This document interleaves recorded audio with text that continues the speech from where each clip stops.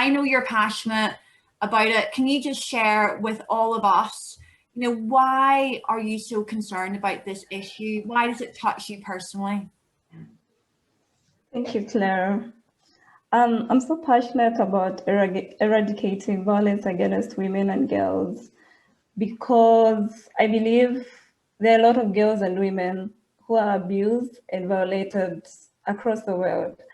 And I have a story, and this is a story that made me realize, and I developed a passion for it after hearing it from someone close to me who is a friend and a sister. And this is her story.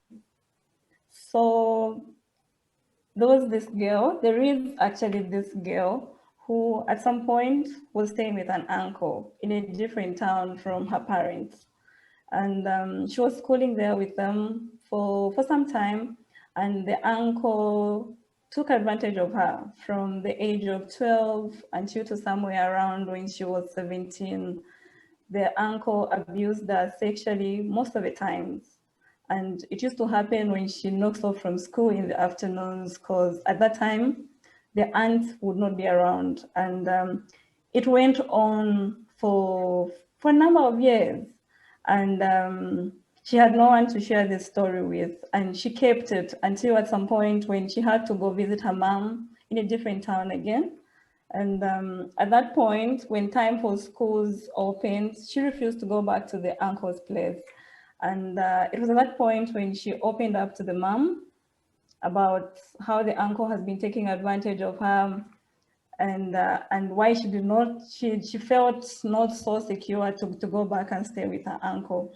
So, and after she shared everything with her mom, the thing her mom did was to ask her to be quiet and to be silent, never to share this with anyone, as it would bring confusion in the family and it would disturb the uncle's marriage. And that's how she kept quiet. And as we all know, her life was not normal like any other life. And she was holding up a lot of things, and she blamed herself for a lot of things. And that disturbed her school and just her well-being. It was hard for her to interact with people.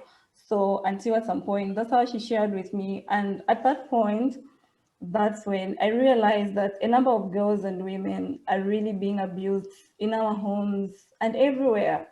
And most of them are even being abused by people who should protect them. And that's how my passion comes about. And I'm here to talk about it and just make sure that if there's any person who is silent out there, they can be heard. And it's after they are heard and they speak up that they'll begin to heal, because they can't keep everything to themselves.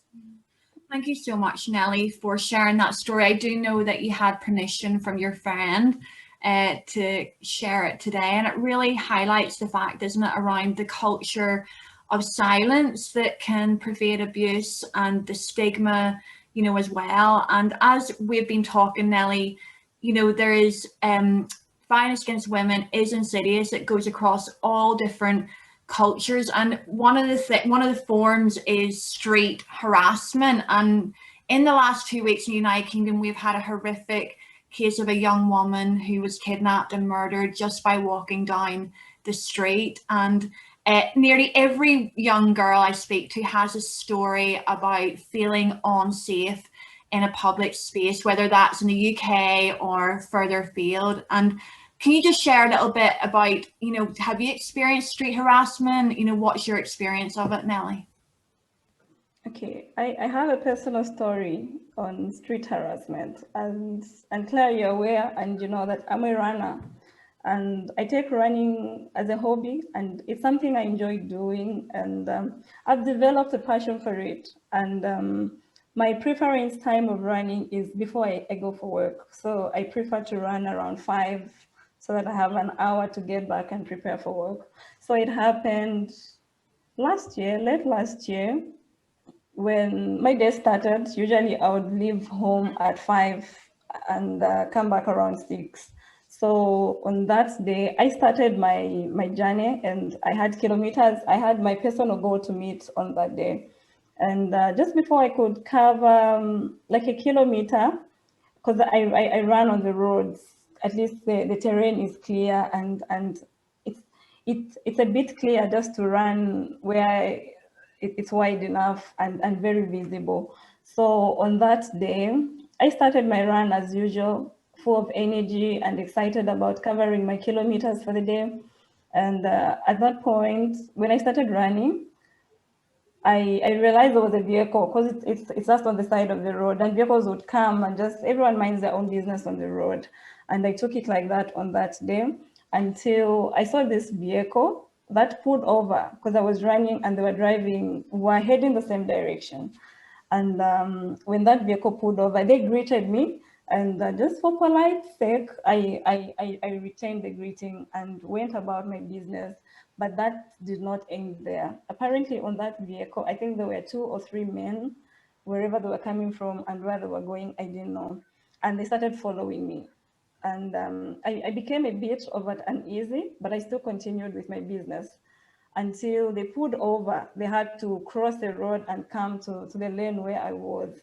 And they were asking me to join them on the vehicle. And at that point, I don't know what I was thinking.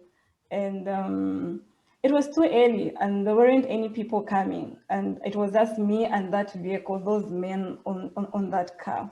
And I don't know, I still don't remember what happened, but I continued running. Even when I knew that that was a vehicle, I couldn't run faster than it, but I still continued running. And at some point, I just saw a cave. That's where I turned from. And at that point, I realized it was a bit difficult for a car to drive past through that. And I kept running until at some point I saw a man. I think that was a security guard guarding some premises somewhere. And that's how, when those guys saw that I met someone ahead of me, and I stopped when I saw that man, like just seeking for help and rescue. That's how those men proceeded and went back and stopped following me. So that was my harassment story. And now every time, because as I earlier explained, running for me is a passion and it's a hobby, something I enjoy doing, but it has brought fear. And since then, I feel I'm limited. I can no longer just wake up at 5 and start my run and just go about my day the way I would want it to be. I just feel limited in a lot of things, because every time my alarm goes for 5 and I'm supposed to run, I have to think of brave ways I'm going to put on the road just in case someone comes. What am I going to do? I think that just puts more stress and just the anxiety. I'd still say I don't run as I'm supposed to be, because always I have to think of brave ways on how I'm going to escape that. And that has been my story on street harassment. Thank you so much, Nelly. I think a lot of women will identify with situations where we felt that we've had to change our behaviour because of feeling unsafe in public. And I'm cheering you on Strava in the morning when you do go out for your run. And one thing I love about you, Nelly, is that you refuse to remain silent in the face of this injustice. So tell us a little bit.